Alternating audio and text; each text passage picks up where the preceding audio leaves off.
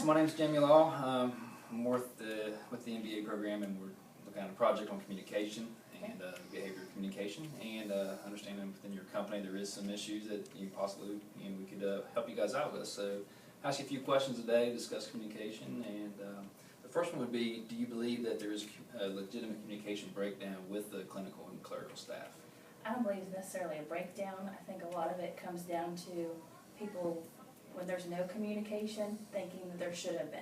Mm-hmm. And what I mean by that is, you know, somebody comes by, they're doing their work, they go by you, and you're like, hi, hey, and you keep going because you're on a mission to do something. Mm-hmm. Why didn't that person stop and communicate with me?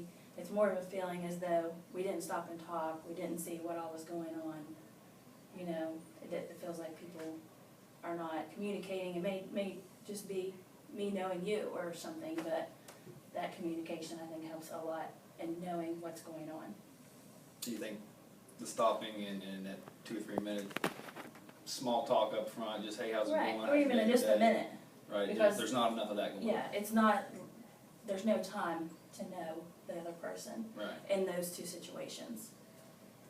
Do you think it'd be something where your company might benefit from some events outside of work where they get to know each other a little bit better, whether it's, you know... Or even meetings where, to get everyone on the same page. Mm-hmm. Because you don't know my job and I don't know yours. Right. And she just may be flying by me because she's busy doing work, and you feel like you're being ignored because you're sitting there waiting on your next patient or whatever. Maybe you get the impression that they're Yeah, not disinterested, very... don't care about yeah, you don't or care, whatever. they're I too think a good lot of to times that's talk what with it them. boils down to. But from my understanding too, this is a very high pace business model where you Right. have a lot of volume, a lot of patients coming in, you know, potentially short staffed at various times. So you think personality wise, and maybe not necessarily personality conflicts, but just the opportunity for the individuals to get to know each other better, understand each other. Well, I understand what's going on. Right. You know, I'm busy Each up other's front and I job. run past you, and you might just think that I just don't like you because I don't Right. speak or whatever, but it's just because we're busy. There's not time for that personal communication, Yeah.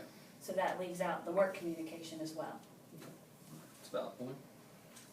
How would you describe the level of communication between both the front office and the back office? I would understand, like, it was pretty good, from what I see.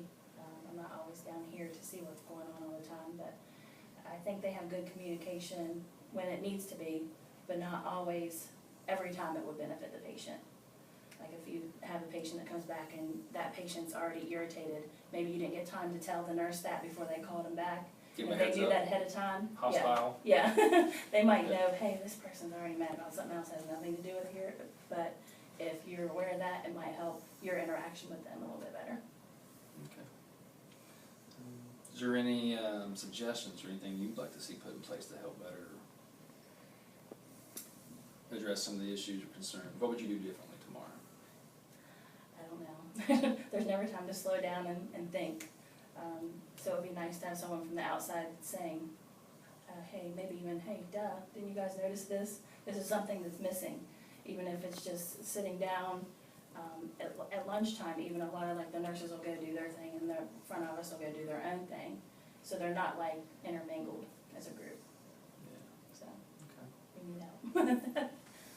There's always opportunity for growth and help with communication issues, but it doesn't always come down to work-related things. It could be communicating with your body language and a lot of different things. Mm-hmm. Okay.